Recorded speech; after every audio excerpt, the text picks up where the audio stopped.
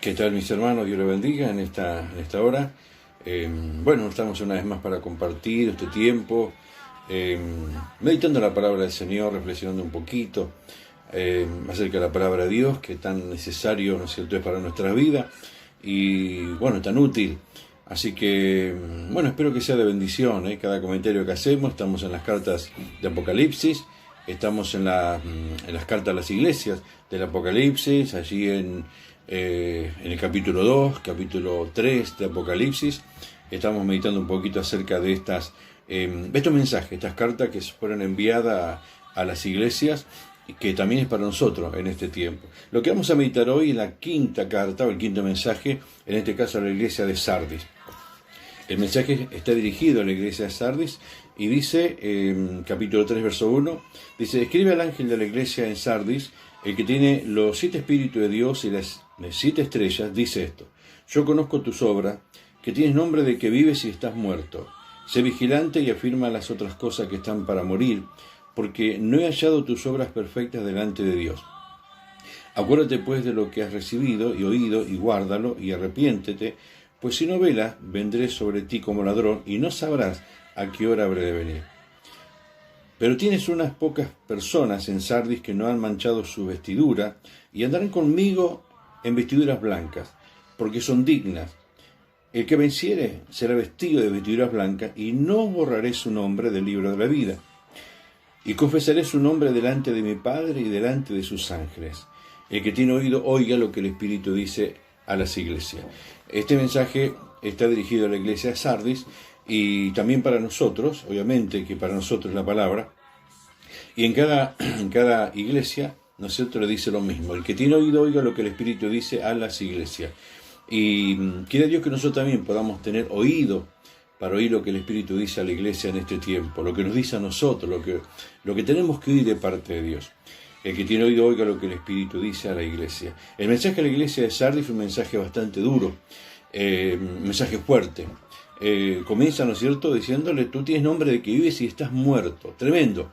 Una tremenda realidad, ¿no es cierto?, que Dios le habla a la iglesia de Sardis.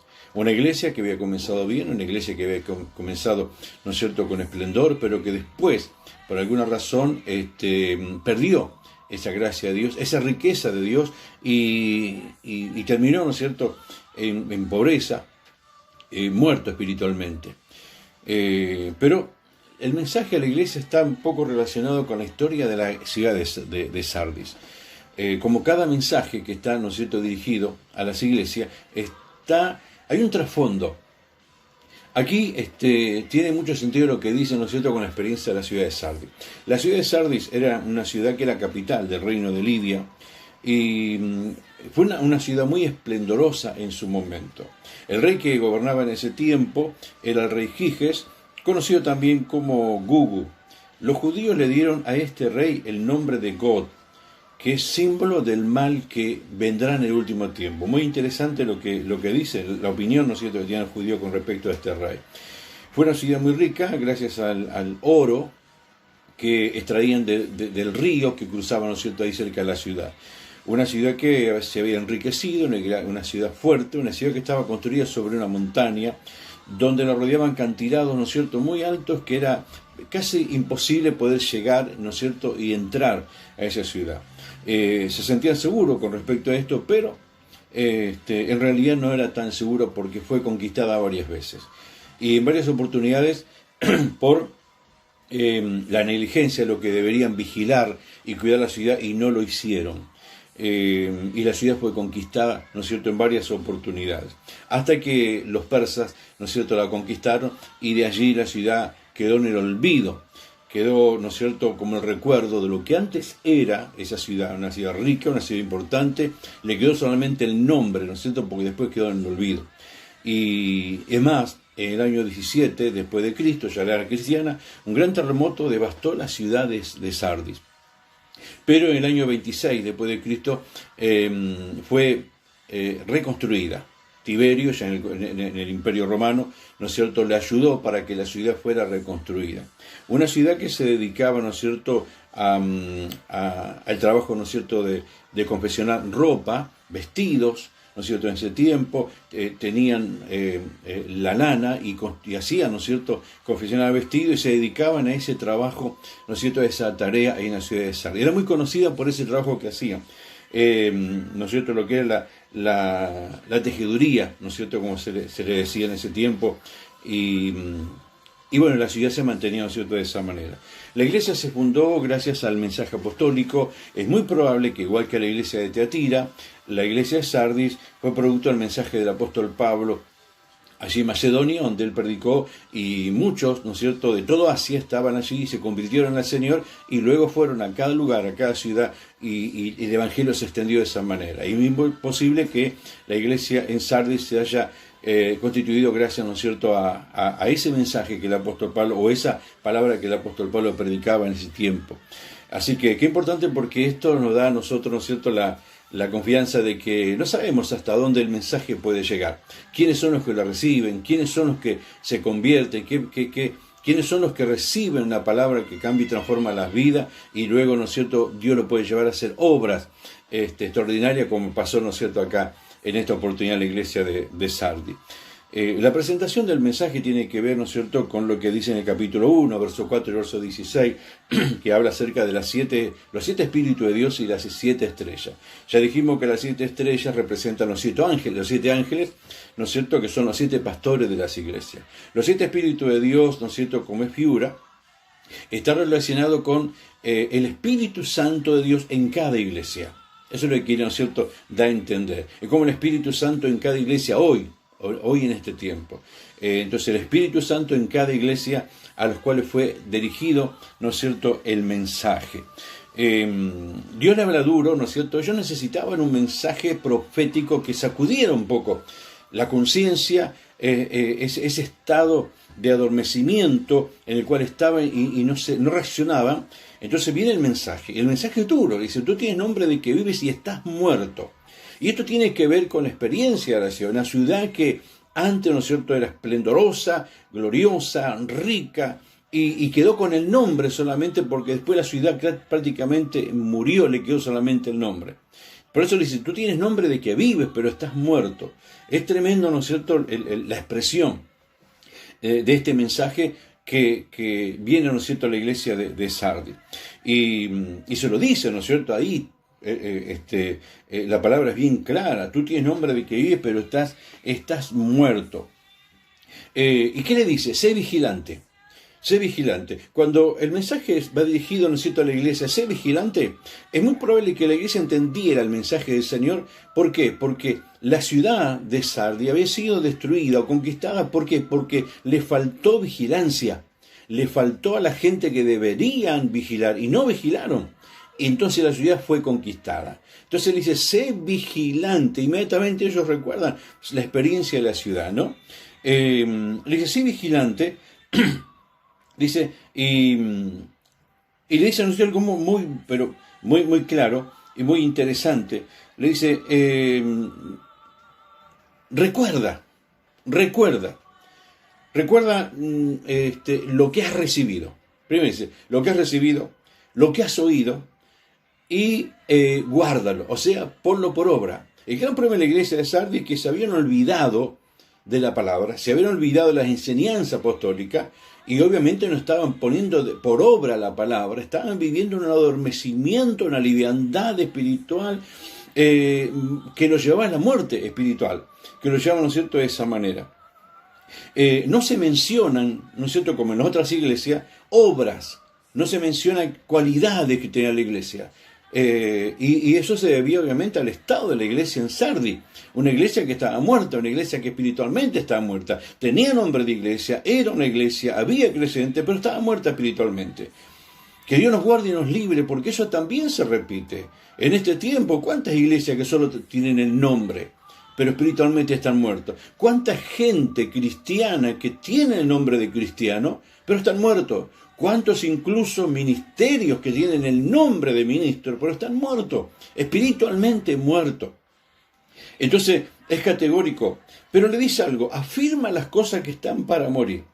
Afirma las cosas que están para morir. Es decir, lo que el mensaje le quería decir a la iglesia de Sardis: tú tienes nombre de que, pero estás muerto. Pero ¿qué quiere decirle? No está todo perdido. Afirma las cosas que están para morir. O sea, había cosas que todavía estaban ahí, que se podían recuperar. Afirma las cosas que están para morir. Le quiere decir, no estaba todo perdido para Sardis. No estaba todo terminado para Sardis. Había otra oportunidad.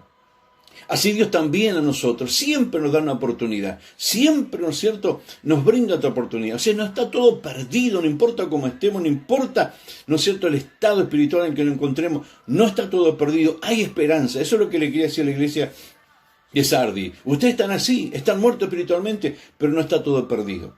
Así que afirmen las cosas que están para morir. Entonces le dice, acuérdense de lo que recibieron, lo que han oído, y guárdenlo, pónganlo por obra, y arrepiéntanse. El arrepentimiento es característica del mensaje del Señor a las iglesias. En todas las iglesias le habla de arrepentimiento. El arrepentimiento es algo, ¿no es cierto?, que nos debe acompañar siempre. El arrepentimiento es producto de un corazón contrito, humillado, humilde, un corazón que reconoce su ofensa, su falta delante de Dios. La falta de arrepentimiento habla de un corazón soberbio, altivo, arrogante, orgulloso. Pero cuando hay un corazón sensible, humilde, contrito, siempre habrá arrepentimiento. Le dice a la iglesia, arrepiéntanse. ¿Por qué? Si no vendré y ustedes no van a saber cuándo venga por ustedes. Y este venir que le dice el Señor no está relacionado solamente con la venida del Señor, ¿no es cierto?, establecida en la palabra. Sino tiene que ver también con ese venir del Señor a nuestra vida, pedir cuenta. Así como encontramos en los evangelios, esa higuera que estaba en ese terreno y que estaba allí plantada, pero no daba fruto. Vino el dueño del campo y dijo, ¿qué hace esta higuera acá plantada? No da fruto, no sirve para nada, está ocupando un lugar, la voy a cortar y la voy a quemar. Pero el que cuidaba ese terreno, esa vid, le dijo, no, déjala un año más que yo la voy a cuidar, y si diera fruto viene y si no la cortará después. O sea, siempre hay una oportunidad. Esto es lo que quiere decir, siempre habrá una oportunidad. Y esto es lo que decía Sardis, no estaba todo perdido, hay una oportunidad. Y así que acuérdate de lo que has recibido. Se habían olvidado, ese es el gran problema que tenemos a veces los cristianos. Nos olvidamos de lo que un día hemos recibido, nos olvidamos de lo que un día hemos sido, y obviamente nos olvidamos de poner por obra, o sea, de vivir el Evangelio, de poner en práctica el Evangelio, y nos queda solamente un Evangelio teórico de lo que sé, ¿no es cierto?, de lo que aprendí, lo tengo en la mente, pero no en la vida práctica. Entonces ese es el gran problema. Acuérdate de lo que has recibido y oír y ponlo por obra y arrepiéntete. Y le dice, si no velas, vendré sobre ti y no sabrás a qué hora he de venir. Si no velas. Y una de las cosas, ¿no es cierto?, que aquí le dice a la iglesia, le repite, que tenían que velar, ser vigilantes, estar despierto. ¿Para qué? Para no es cierto?, caer, en perjuicio mayor del que estaba. Pero le dice algo. Tienes unas pocas personas en Sardis que no han manchado su vestidura. En el verso 4 y 5 le dice, tienes unas pocas personas en Sardis. Había unas pocas personas, eran pocas, no eran muchas, pocas, pero que habían mantenido su integridad. Habían mantenido su vida santa. No se habían mezclado ni habían caído en el paganismo, ni en la vida, ¿no es cierto?, mundana de ese tiempo, sino que habían tenido su santidad delante del Señor. Se habían apartado de todas las prácticas, ¿no es cierto?, pecaminosas que la gente de Sardis hacía. Había pocas personas. Vestidura blanca es símbolo de santidad. Siempre la santidad, ¿no es cierto?, es característica, ¿no es cierto?, de un cristiano y la demanda de Dios siempre para la iglesia, la santidad. Vestirse de blanco se asocia con los festejos y la victoria. Por eso le dice, andarán conmigo con vestiduras blancas. Es decir, aquellos que guardan su dignidad, aquellos que guardan la palabra, aquellos que se mantienen santos delante del Señor. Dice, andarán con vestiduras blancas. Es decir, andarán en festejos y andarán en victoria. Esa es la promesa del Señor para esas pocas personas que había en Sardis. Y una de las cosas, ¿no es cierto?, que le dice también, no a modo de recompensa como en cada una de las iglesias, le dice, si andas así, no borraré tu nombre del libro de la vida. El gran riesgo, el gran peligro, ¿no es cierto?, es que el nombre sea borrado. El nombre, ¿no es cierto?, de cada uno está registrado en el libro de la vida. Pero el riesgo que sea borrado, el nombre que sea borrado. Y él le dice, no borraré tu nombre del libro de la vida. También, ¿no es cierto?, le dice, y confesaré tu nombre delante del Padre y delante de los ángeles. En los evangelios también, ¿no es cierto?, Jesús lo menciona. El que me confesare delante de los hombres, yo también le confesaré delante de mi Padre que está en los cielos.